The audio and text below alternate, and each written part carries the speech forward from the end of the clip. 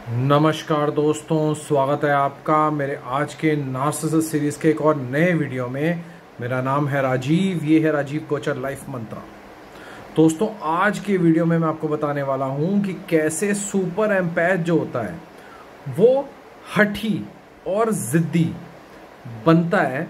क्योंकि रीज़न क्या होता है, क्योंकि जब वो पिछली अपनी ज़िंदगी में जब वो एम्पैथ था उसको देखता है तो उसके लाइन से इतने काम अधूरे पड़े हुए होते हैं।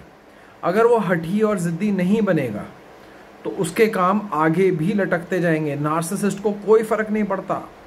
अगर आप एम्पैथ हैं, नार्सिसिस्ट के साथ में रह रहे हैं 2 साल, 5 साल, 10 साल, 20 साल से, तो आप गौर करेंगे कि आपके डॉक्यूमेंट्स तक पूरे नहीं हुए।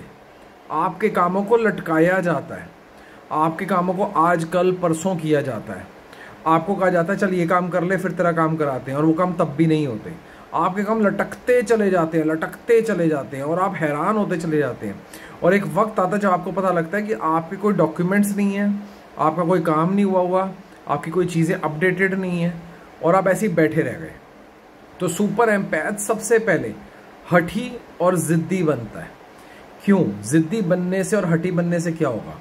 क्योंकि सुपर एम्पैथ को ये बात समझ में आ चुकी है कि अगर एज अ एम्पैथ आपको नार्सिसिस्ट की ज़रूरत है मनी वाइज या किसी भी तरीके से, तो नार्सिसिस्ट को भी आपकी ज़रूरत है। चाहे वो मेहनत वाइज हो, चाहे वो आपसे काम कराना वाइज हो, या कुछ भी हो। सुपर एम्पैथ नार्सिसिस्ट को ये सीधा सीधा संदेश देता है कि अगर वो पहले वेट करता है कि नार्सिसिस्ट को अपना कोई बहुत ज़रूरी काम एम्पैथ से कराना है। जब वो उससे काम कराने के लिए एवज में आता है तो उस एवज में कहता है कि पहले मेरा ये काम कंप्लीट कर या मेरी ये चीज़ को अपडेट कर, तो मैं तेरा काम करूंगा, नहीं तो नहीं करूंगा। और नार्सिसिस्ट शुरू में डराएगा, धमकाएगा, मारेगा, पीटेगा, पर अगर एम्पैथ को ये पता है कि उसकी बगैर ये काम नहीं हो पाएगा तो नार्सिसिस्ट पहले उसका काम ज़रूर करवाएगा। तो इसलिए सुपर एम्पैथ को हठी और ज़िद्दी होना ही पड़ता है। अगर वो हठी और ज़िद्दी नहीं होगा तो उम्र निकल जाएगी और आपके काम कंप्लीट नहीं होंगे। उम्र निकल जाएगी, आपकी चीज़ें अपडेट नहीं होंगी। उम्र निकल जाएगी, आपके कागज़, आपके डॉक्यूमेंट्स कंप्लीट नहीं होंगे। नार्सिसिस्ट कराएगा ही नहीं, उसको क्या पड़ी है। नार्सिसिस्ट के लिए उसके खुद के काम बहुत ज़रूरी हैं, उसके खुद के खर्चे बहुत ज़रूरी हैं, उसके खुद के डॉक्यूमेंट्स बहुत ज़रूरी हैं, उसकी खुद की हर चीज़ ज़रूरी है। पर आपकी चीज़ लटकाए जाता है, लटकाए जाता है, लटकाए जाता है। तो आपको हठी और ज़िद्दी बनना ही पड़ता है कि अपना काम निकलवाने के लिए। तकलीफ होती है, परेशानी होती है, नार्सिसिस्ट लड़ेगा, नार्सिसिस्ट जिद करेगा, नार्सिसिस्ट गाली देगा, पर नार्सिसिस्ट ये भी जानता है कि जब तक मैं इसका काम नहीं करूंगा ये मेरा ये वाला काम नहीं करेगा।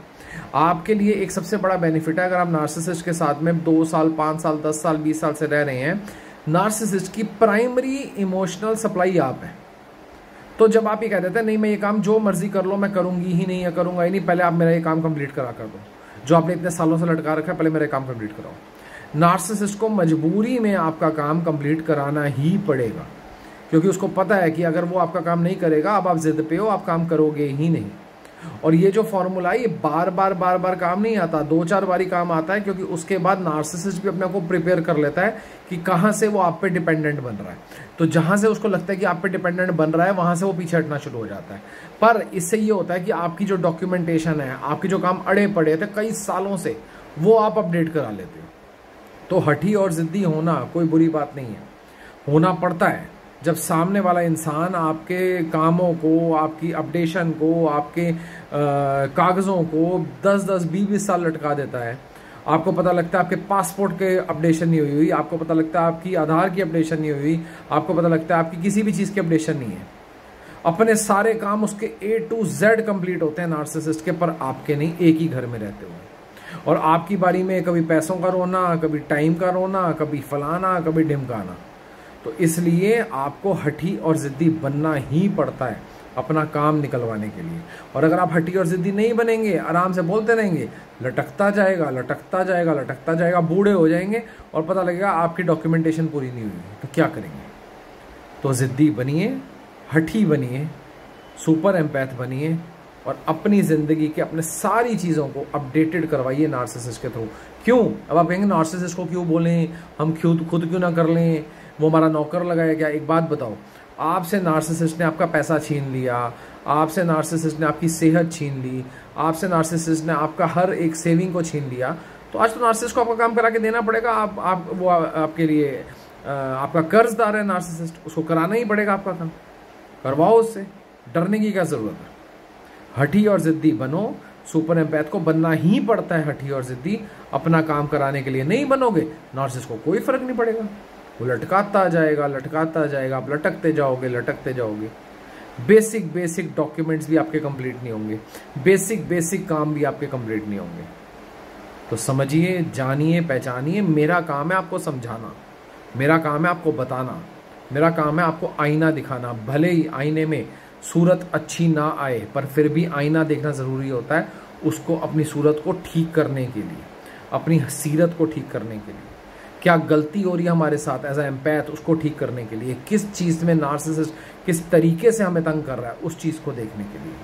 तो देखिए, जानिए, समझिए।